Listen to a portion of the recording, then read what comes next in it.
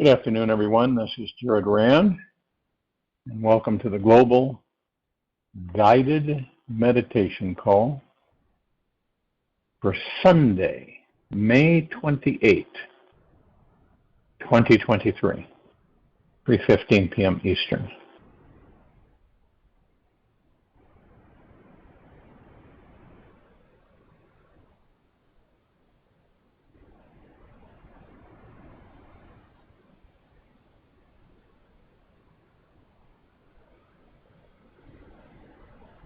Life is a mystery. The more you understand it, the more mysterious it becomes. Okay. The purpose of your soul is multidimensional, multisensual, multi-orgasmic. Even though there are perhaps an infinite, wonderful reasons why you were born into this body, on this magical planet, there is one single purpose for your life that encompasses them all. This purpose gives your soul direction, makes your heart sing your soul's sweetest song into this universe. By finding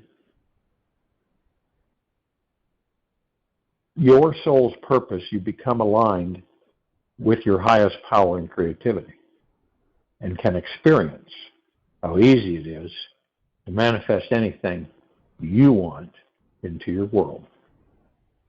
This purpose expands your heart and mind, opening you to experience the amazing multidimensional being that you truly are. You'll know that you've discovered the main purpose of your soul because it will instantly enlighten your approach towards this world and your attitude with existence. You'll feel unstoppable in all that you do, as your creative juices will be constantly pouring through you. You'll wake up in the morning, and the sky will seem more blue, the grass is greener, the air fresher, and your heart will feel lighter, bigger, and overflowing with love.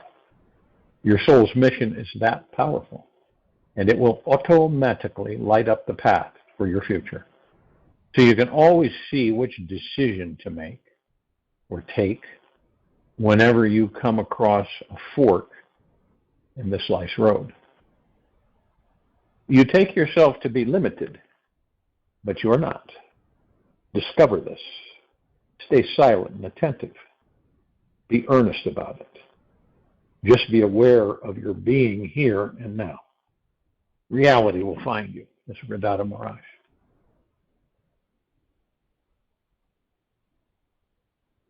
So let's begin by first welcoming in the foundation for the magical mindset of discovering your soul's purpose.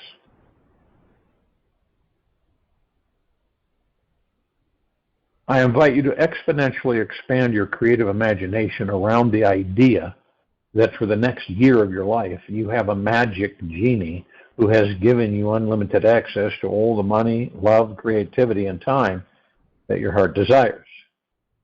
There is no limit as to what you can be, do, have, experience, and create in your life. This is your year to truly go for it. Live out all your greatest dreams. Now take several hours to sit down and write in great detail exactly what you're going to do, be, and manifest every month for the next year of your life. When you're brainstorming, remember one thing. Every soul on this planet is extremely unique. The paths each of us choose to take are totally different and needed for our soul's biggest lessons. We are all explorers on an infinite journey, learning how to really enjoy our mind, body, and this life. There are no wrong choices along the road into enlightenment, for the existence of the soul is eternal and has an infinite number of attempts to discover its real purpose and mission here. We are always guided by the highest creative intelligence in this universe. So ultimately, if and when we can truly listen, We simply cannot fail. We all have our own intelligence in the universe, this universe. So ultimately, if we can truly listen, we simply cannot fail. We all have our own individual ways of creating happiness and doing what makes us fall into a state of bliss. We are not just here to get our needs met. We are here to celebrate this existence and experiment with the most creative and extraordinary ways to reach the divine. I feel that the main reason why many of us don't feel aligned with our soul purpose is because we are afraid of it. Why many of us don't feel aligned with our soul purpose is because we are afraid of it. We are caught in a busy, practical world that doesn't have time for playing with our creative imagination. We are overly distracted by our problems, worries, practical and personal concerns, issues, and memories from the past or fears about the future. We simply don't make enough time for ourselves to dream and explore who we truly are and what we deeply desire. The moment that we can let go and trust in this universe, life will unwaveringly guide us, and then we can devote ourselves to living freely and fully in this very moment of our lives. We then discover a natural passion and desire for life again, which brings our soul purpose and mission to the forefront.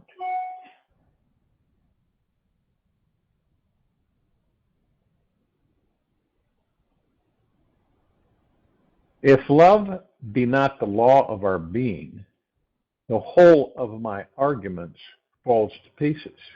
Gandhi. If love be not the law of our being, the whole of my arguments falls to pieces. Now, the second step towards revealing our soul's purpose is about learning how to focus the mind in one single direction. As long as the mind is jumping around and being distracted and scattered, it is leaking energy and cannot deliver us to our greatest destination. Every time we focus our attention on one single direction for a given length of time, the mind quiets down. The body becomes centered, and a calmness enters the core of our being. We feel more grounded, conscious, aware, and in tune with our spiritual essence. This step shifts our mind into a very expansive realm where our highest purpose can be seen, felt, and fully realized. Training the mind to stay focused in one single direction. It can be like taming a wild monkey who has just broke into the town's liquor store. No matter what we do, the mind will attempt to rebel to find excitement, stimulation, and more unsatisfying distractions. It is not until we surrender the mind to the source of our being, the heart of reality, that we find true clarity and inner peace. When we can consistently redirect the mind inwards instead of outwards, having only one mission and direction in sight, we naturally end up falling into the most enlightened experience we can have. The heart instantly lights up the path for us to experience the divine light of our being and our greatest soul purpose for being here.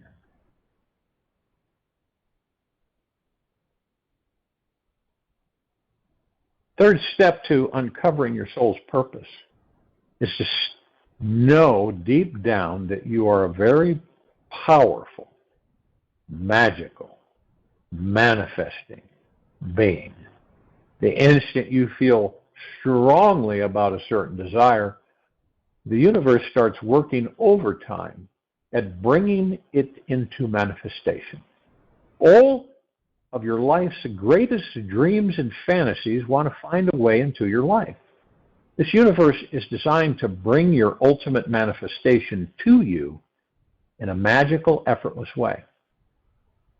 When you hold a super strong intention towards creating what you want, you're sending the loudest signal out into this universe, and it responds accordingly.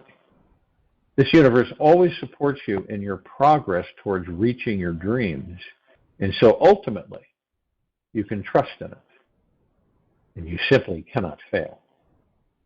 This universe has no other choice than to bring your desires to you.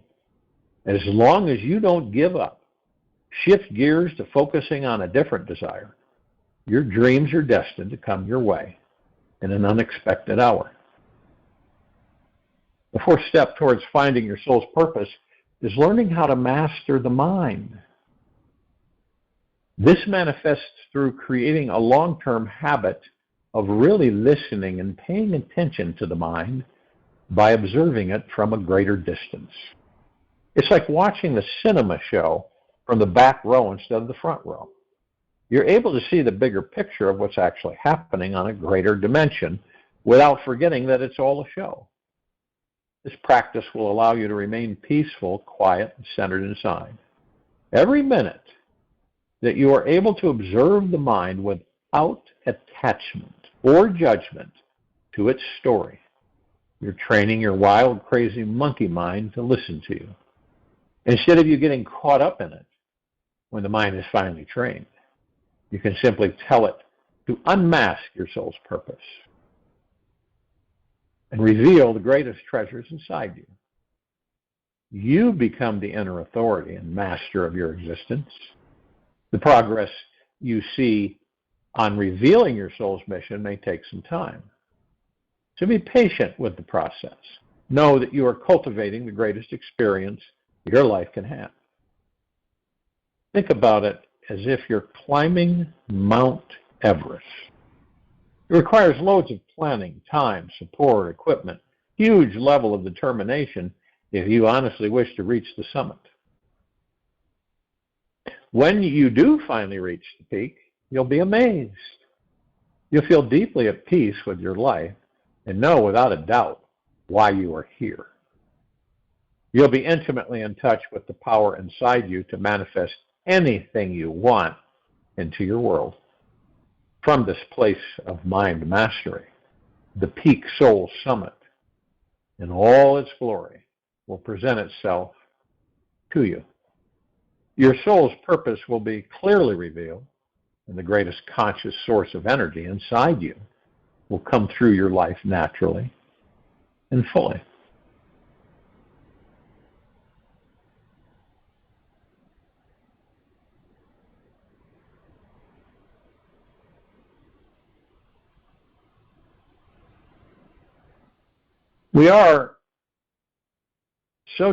We're all so deeply consumed by the world every day. The moment we open our eyes in the morning, the mind kicks in and we are flooded with all sorts of beliefs, emotions, and desires. It can become very easy in this day and age to feel overwhelmed, lost, or confused. We are constantly dealing with a massive amount of information and social pressure every day. Pressure with finances, relationships, love life, family, work, health problems are all at the foundation. And then there's our newly found technological relationships with cell phones, internet, texting. Many of us may spend half of our day just trying to figure out how to get through it alive.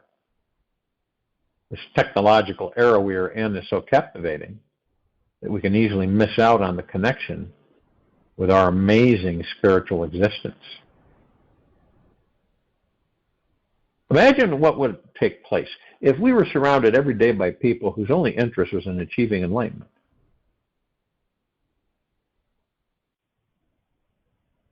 Our world would be very, very, very different. Yet, we have chosen a planet where everyone is still deeply asleep to their divine enlightened nature. In fact, we are all so asleep that we don't even know that we are asleep. Every human being is sleepwalking through this life, meaning that we are always plugged into the mind. The veil is so thick and the pattern is so deep that we need to use everything we've got to wake up. This means using everything you can find outside of you and inside of you.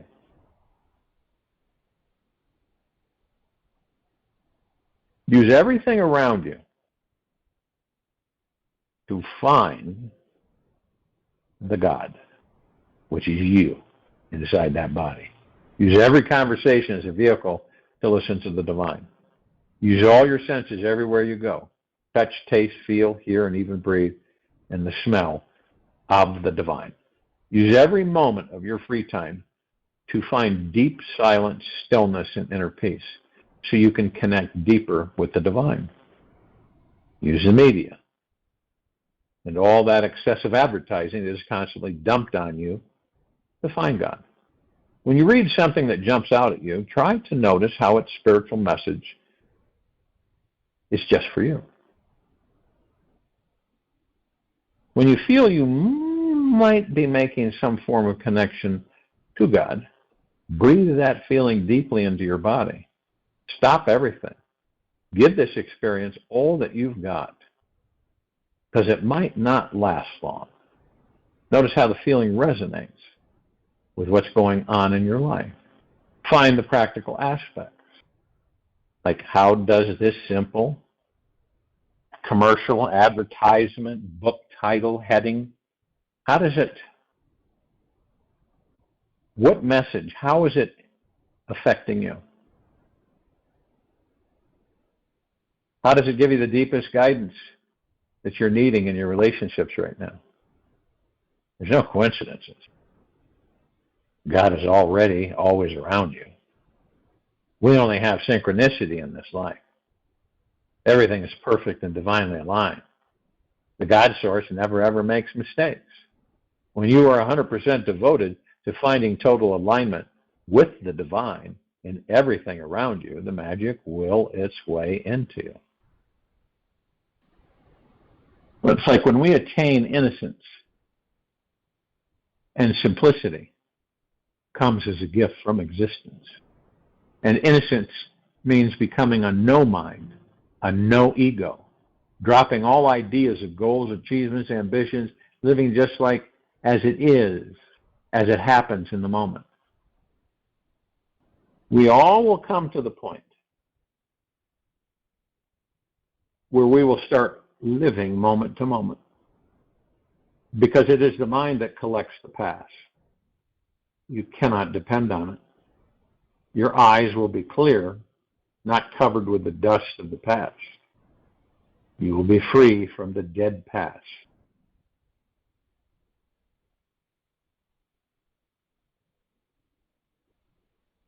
And one who is free from the dead past is free to live authentically, sincerely, passionately, intensely. One can become aflame with life and its celebration. But the mind is continuously distorting, continuously interfering, continuously telling you, do this, do that. It is like a schoolmaster. A meditator becomes free of the mind, and once the past is no longer dominating you, the future simply disappears. Because the future is nothing but a projection of the past. In the past, you have experienced certain pleasures, and you would like to repeat them again and again and again. That is your projection for the future. In the past, you've been through many miseries. Now you project onto the future that you don't want those miseries again. You don't care to have them again. Your future is nothing but a modified form of the past. Once the past is gone, the future is gone. Then what is left? This moment, now. To live in the now and in the here is innocence. You cannot follow religious commandments if you really want to be innocent. A man who constantly has to think about what to do and what not to do, A man who is constantly worried about what is right and what is wrong cannot live innocently. Even if he goes on doing right according to his conditioning, it is not right. He is simply following others. How can it be right? It may have been right for them, but what was right for one person 2,000 years ago can't be right for you today. So much water has gone down the Ganges. Life is never the same for even 2 consecutive seconds. Heraclitus is right. You cannot step twice in the same river.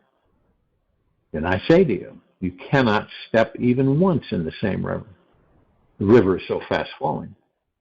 An innocent person lives not according to certain requirements imposed by the society, the church, the state, parents, education. The innocent person lives out his own being responsibly. He responds to the situation that is confronting him. He takes the challenge. He accepts the challenge and does whatever in this moment his being wants to do, not according to certain principles. The innocent man has no principles, no ideology. The innocent man is absolutely unprincipled. The innocent man has no character. He is absolutely characterless. Because to have character means to have a past. To have character means to be dominated by others. To have character means the mind is still the dictator and you are just a slave. To be characterless, to be unprincipled, and to live in the moment, just as the mirror reflects whatever is in front of the mirror. Your consciousness reflects, and you act out of that reflection. That is awareness. That is meditativeness. That is samadhi. That is innocence. That is godliness. That is Buddhahood. So there's no requirements for innocence, not even a requirement to live a simple life. You can live a simple life. You can force a simple life upon yourself. It will not be simple. And you can live in a palace with all the luxuries. But if you live in the moment, you will be living a simple life. You can live like a beggar, and you will not be simple if your effort to be a beggar is something that you have imposed upon yourself. If it has become your character, then you are not simple. And once in a while, it has happened that even a king has lived a simple life. Simple not in the sense that he did not have the palace and the possessions. They were there, but he was not possessive. This has to be understood. You may not have any possessions, yet you may be possessive. Possessiveness can exist without possessions. If that is so, then the opposite is also true. Non-possessiveness can exist with all kinds of possessions. One can live in the palace and yet be totally free of it.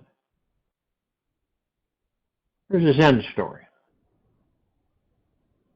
A king was very much impressed by the simple and innocent life of a Buddhist monk. Slowly and slowly, he accepted the monk as his master. He watched. He was a very calculating man. He inquired about his character. Is there any loophole in his life?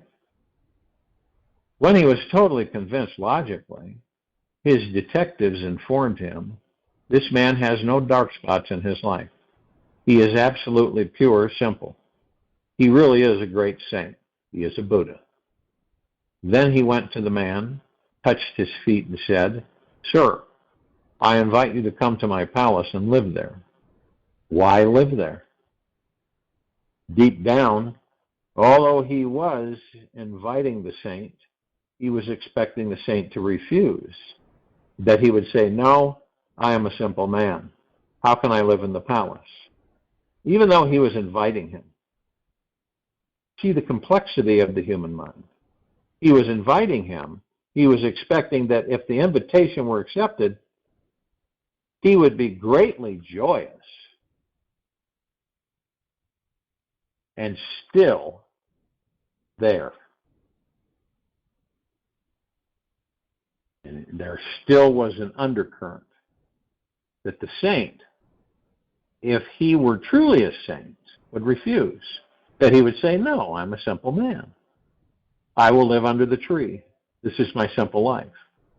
I have left the whole world. I have renounced the world. I cannot come back to it. But the saint was really a saint. He must have been a Buddha, he said. Okay, so where is the vehicle? Bring your chariot and I will come to the palace, he said.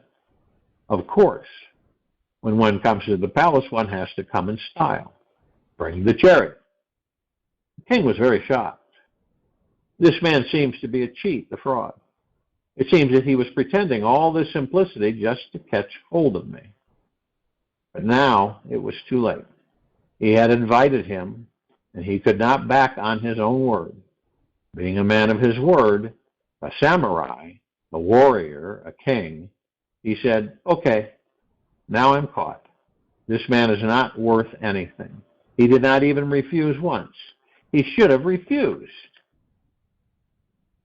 He had to bring the chariot. But he was no longer happy. He was not joyous. But the saint was very happy. He sat in the chariot like a king. And the king sat in the chariot very sad, looking a little silly. And people were watching in the streets. What is happening? The naked mystic. And he was really sitting like an emperor. And the king was looking very poor compared to this man. And the monk was so joyous, so bouncing with ecstasy. The more ecstatic he was, the sadder the king became. Now, how to get rid of this man? I have become caught in his net on my own. All those detectives and spies are fools. They could not see that this man has a plan. And if he was sitting under the tree for years so that the king would become impressed, all these ideas came into the head of the king. The king had arranged the best room for the saint if he would come. But he did not believe that he would ever come. You see, the split of the human mind. You go on doing one thing and you go on expecting something else. If the man had been cunning, he would have simply refused. He would have said no. The king had arranged the best room. The saint reached the room. He had been sitting under the tree for years, and he said, bring this, bring that. If you have to live in the palace, you have to live like a king. The king was getting more and more puzzled. Of course, he had invited him, so whatever he asked for was brought. But it was heavy on the king's heart. It was becoming heavier every day. Because the saint started living like a king. In fact, better than the king.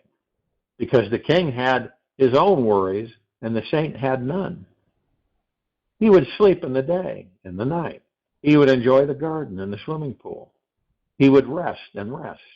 And the king thought, this man is a parasite. One day it was unbearable. He said to the saint had gone into the garden for a morning walk. And the king also came and he said, I want to say something to you. The saint said, yes, I know.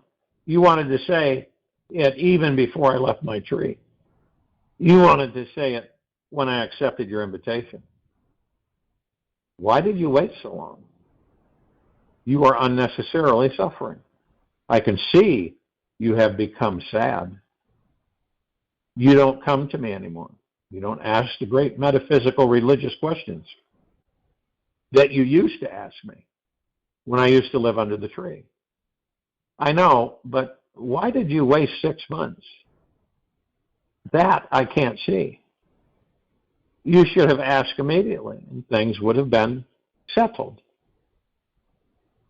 Then and there. I know what you want to ask, but ask. King said, I want to ask only one thing. Now, what is the difference between me and you? You are living more luxuriously than I am. And I have to work, and I have to worry, and I have to carry all kinds of responsibility. And you have no work, no worry, no responsibility.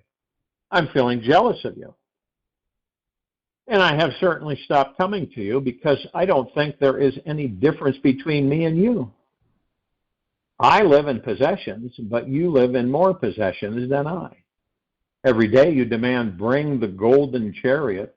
I want to go for a walk in the country. Bring this, bring that. And you are eating delicious food. And now you have stopped being naked. You are using the best clothes possible. Then what is the difference between me and you? The saint laughed and he said, the question is such that I can answer it only if you come with me. Let us go outside the capital. The king followed. They crossed the river, and they continued. The king asked again and again and again, now, what is the point of going on any further? Why not answer now? The saint said, wait a little. I'm in a search of the right spot where to answer. Then they came to the very boundary of his kingdom. And the king said, now it is time. This is the very boundary. The saint said, that's what I've been searching for. Now I'm not going back. Are you coming with me? Or are you going back? The king said, how can I come with you? I have my kingdom, my possessions, my wives, my children. How can I come with you? And the saint said, now you see the difference. I am going, and I will not look back even once. I was in the palace. I lived with all kinds of possessions, but I was not possessive. You are possessive. That is the difference. I'm going. He undressed, became naked, gave the clothes to the king, and said, keep your clothes and be happy again. Now the king realized that he had been foolish. This man was rare gem. He fell at his feet and he said, don't go, come back. I have not understood you yet. Today I have seen the difference. Yes, that is true sainthood.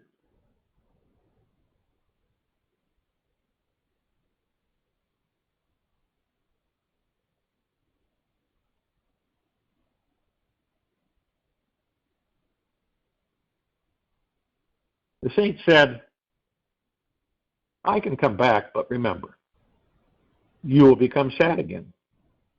For me, there is no difference whether to go this side or that side, but you will become sad again. Now, let me make you happy. I am not coming. I am going. The more the saint insisted on going, the more the king insisted on him coming back. But the saint said, once is enough. I have seen you are a stupid person. I can come, but the moment I say I can come, I can see in your eyes the old ideas coming back. Maybe he is cheating me again. Maybe this is just an empty gesture, giving me the clothes and saying that he is going so that I become impressed again. If I come, you will be miserable again. And I don't want to make you miserable. I don't care to. Remember the difference. The difference is not in possessions. The difference is in possessiveness.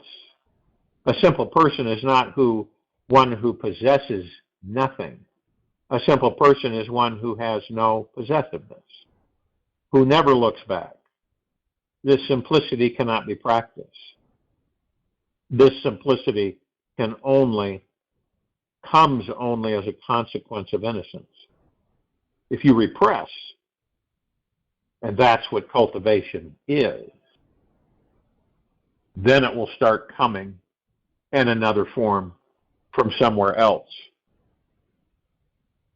You will become more and more complex in this way, more and more cunning and calculating in this way, more disciplined, more with character, which people respect and honor. If you want to enjoy your ego, the best way is to be a holy man. But if you really want to celebrate existence, the best way is to be absolutely ordinary, utterly ordinary. Live the ordinary life with no pretensions. Live moment to moment. That is innocence. And innocence is enough. Don't try to become simple. Millions of people have tried, and they have not become simple at all. On the contrary, they have become very, very, very complex, entangled in their own jungle, in their own ideas. Get out of the mind. That is innocence. Be a no mind. That is innocence. And everything else follows. And when everything else follows, it has a beauty of its own. Cultivated. It is plastic, synthetic, not natural. When it comes uncultivated, it is a grace. It is a benediction.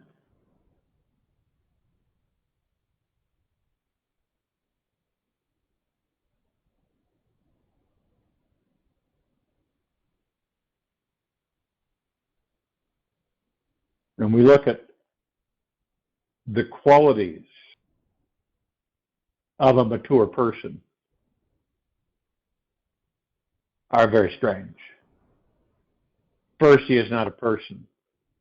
He is no longer a self. He has a presence, but he is not a person. Second, he is more like a child, simple and innocent. That's why I said the qualities of a mature person are very strange. Because maturity gives a sense that he has experience, that he is aged, old. Physically, he may be old, but spiritually, he is an innocent child. His maturity is not just experience gained through life. Then he will not be a child. Then he will not be a presence. He will be an experienced person, knowledgeable but not mature. Maturity has nothing to do with your life experiences. It has something to do with your inward journey, experiences of the inner. The deeper he goes into himself, the more mature he is. When he has reached the very center of his being, he is perfectly mature. But at that moment, the person disappears. Only a presence remains. The self disappears. Only silence remains. Knowledge disappears.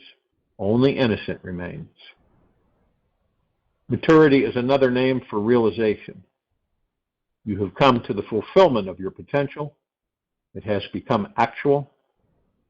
The seed has come on a long journey and has blossomed. Maturity has a fragrance. It gives tremendous beauty to the individual. It gives intelligence, the sharpest possible intelligence. It makes him nothing but love. His action is love. His inaction is love. His life is love. His death is love. He is just a flower of love. The West has definitions of maturity which are very childish. Isn't that interesting? The West has definitions of maturity which are very childish. The West means by maturity that you are no longer innocent, that you have ripened through life experiences, that you cannot be cheated easily, that you cannot be exploited, that you have within you something like a solid rock, a protection, a security. This definition is very ordinary, very worldly. And yes, in this world, you will find mature people of this type. But the way I see maturity is totally different, diametrically opposed, or opposite to this definition. That maturity will not make you a rock. It will make you so vulnerable, so soft, so simple. Think about that. It'll make you so soft, so vulnerable, so simple.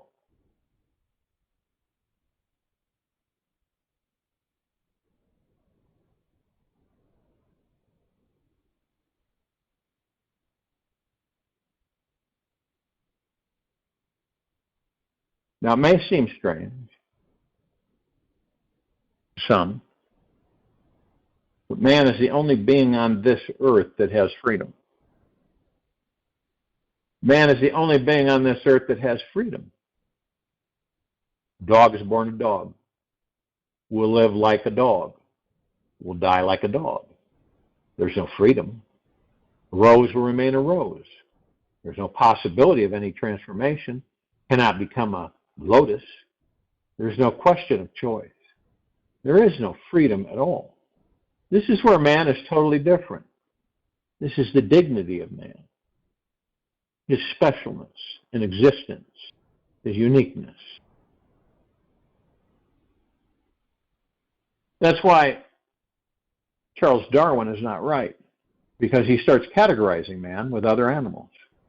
Basic difference he has not even taken note of. The basic difference is all animals are born with a program. Only man is born without a program. Man is born as a tabula rasa, which means a clean slate. Nothing is written on it. You have to write on it. You have to write everything that you want to write on it. It is going to be your creation. Man is not only free. I would like to say man is freedom. That is his essential core. That is his very soul. The moment you deny, the moment you deny freedom to man, you have denied him his most precious treasure, his very kingdom. Then he is a beggar, and in a far uglier situation than other animals, because at least they have a certain program. Then man is simply lost. Once this is understood, the man is born as freedom. Then all the dimensions to grow upon open up. Then it is up to you what to become, what not to become. It is going to be your own creation. Then life becomes an adventure, not an unfoldment, but an adventure, an exploration, a discovery. The truth is not already given to you. You have to create it. In a way, each moment you are creating yourself. If you accept the theory of fate, that is also an act of deciding about your life. By accepting fatalism, you have chosen the life of a slave. It is your choice.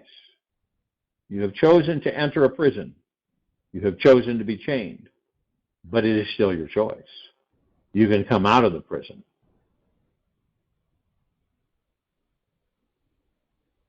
That's what sannyas is all about. It means accepting your freedom. Of course, people are afraid to be free, because freedom is risky. One never knows what one is doing, where one is going, what the ultimate result of it all is going to be. If you are not ready-made, all the responsibility is yours. You cannot throw the responsibility on somebody else's shoulders. Ultimately, you will be standing before existence totally responsible for yourself. Whatever you are, whoever you are, you cannot shirk it. You cannot escape from it. This is the fear. Out of this fear, people have chosen all kinds of determinist attitudes. And it is a strange thing. The religious, the irreligious are agreed only on one point, that there is no freedom. On every other point, they disagree. But on one point, their agreement is strange. The communists say they are atheists, irreligious. But they say that man is determined by the social, economic, political situation. Man is not free. Man's consciousness is determined by outside forces. It is the same logic. You can call the outside force the economic structure. Hegel calls it history, with a capital H. Remember, and the religious people call it God. Again, the word is with a capital G, God. History, economics, politics, society, all outside forces, but they are all agreed upon one thing, that you are not free. This is where a really authentically religious person differs. I say to you, you are absolutely free.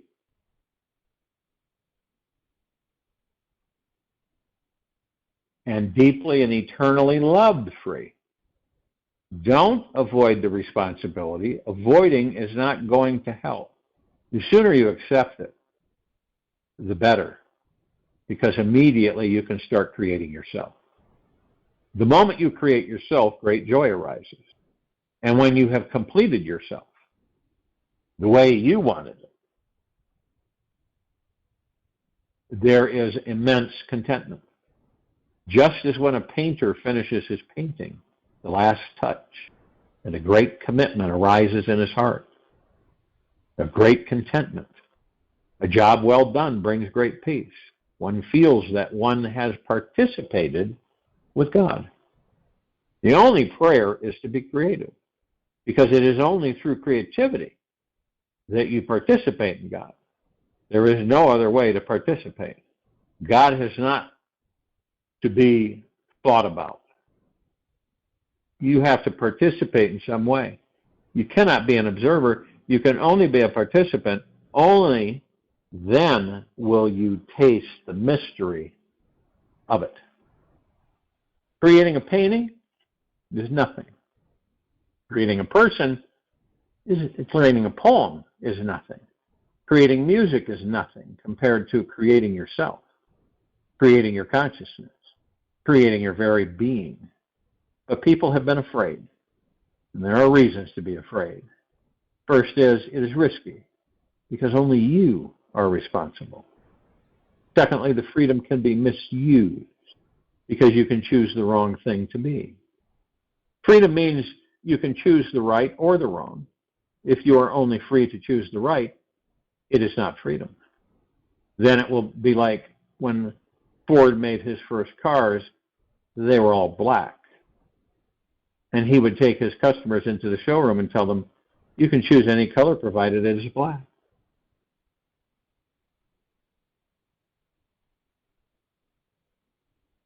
But what kind of freedom is this? Provided it is right, provided it follows the Ten Commandments, provided it is according to the Gita or the Quran, provided it is according to Buddha, Mahavira, Zarathustra, then it is not freedom at all. Freedom basically means, intrinsically means, that you are capable of both, either choosing right or wrong. And the danger is, and hence the fear, that the wrong is always easier to do. The wrong is a downhill task, and the right is an uphill task. Going uphill is difficult, arduous, and the higher you go, the more arduous it becomes. But going downhill, very easy. You need not do anything. Gravitation does everything for you. You can just roll like a rock from the hilltop, and the rock will reach the very bottom. Nothing has to be done. But if you want to rise in consciousness, if you want to rise in the world of beauty, truth, bliss, then you are longing for the highest peaks possible, and that certainty is difficult.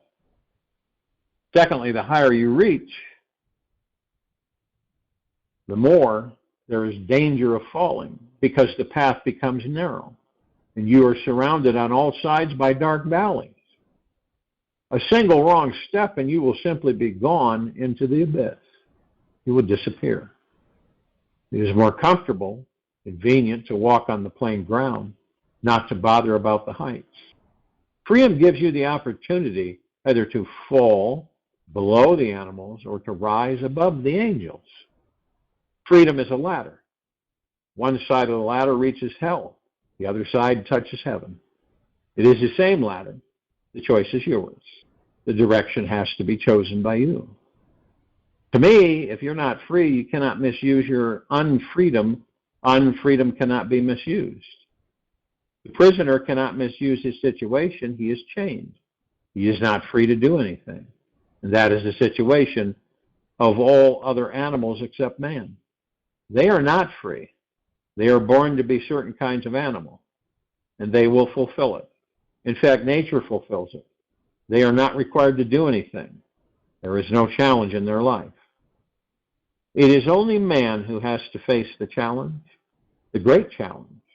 And very few people have chosen to risk, to go to the heights, to discover their intimate peaks, only a few, Buddha, Christ, only a very few.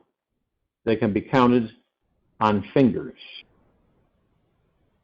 Why hasn't the whole of humanity chosen to reach the same state of bliss as Buddha or Enlightened One? The same state of love as Christ or Enlightened One? The same state of celebration as Krishna or Enlightened One? Why? For the simple reason that it is dangerous even to aspire to those heights. It is better not to think about it. And the best way not to think about it is to accept that there is no freedom. You are already determined beforehand. There is a certain script handed over to you before your birth. And you have just to fulfill it. Only freedom can be misused. Slavery cannot be misused. That's why you see so much chaos in this world today. It has never been there before, for the simple reason that man was not so free. In America, people are enjoying the greatest freedom that has ever been enjoyed anywhere in this world, and any time in history.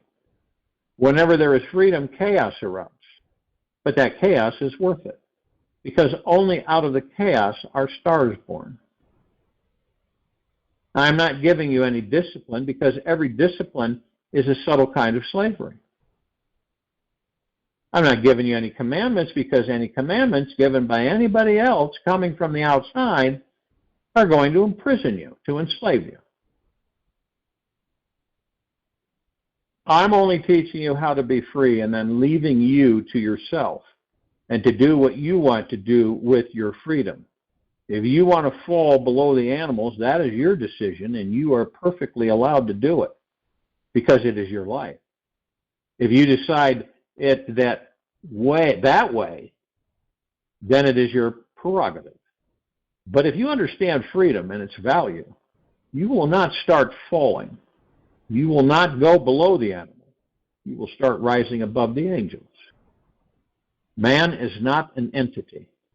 He is a bridge between two entities, the animal and God, the unconscious, the conscious. Grow in consciousness. Grow in freedom. Take each step out of your own choice. Create yourself and take the whole responsibility for it. And join you in the meditation and return to close us out.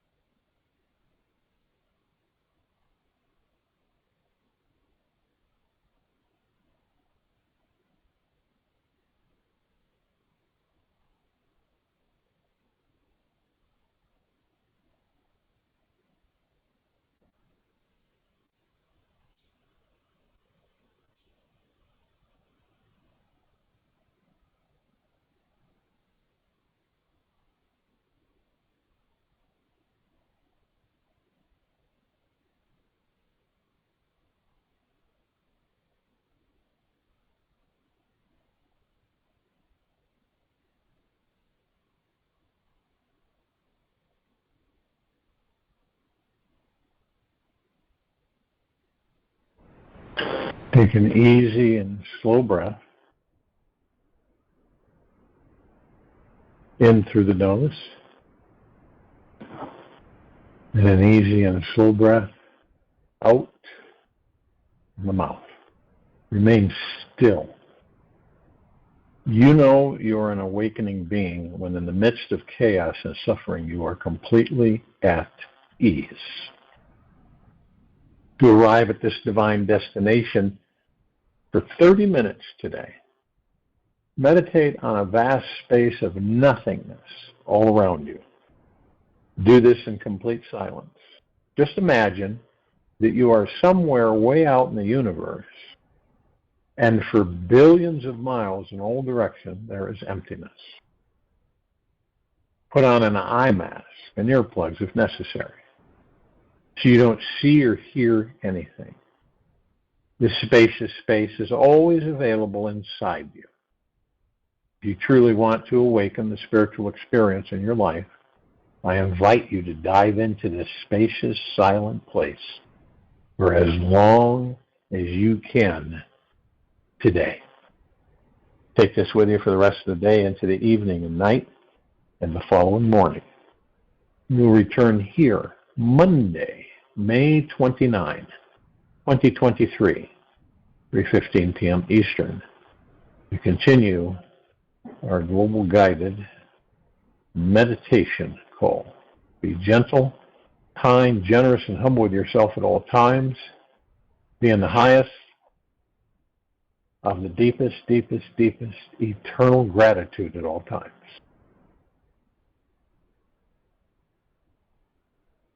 No matter what's going on around you.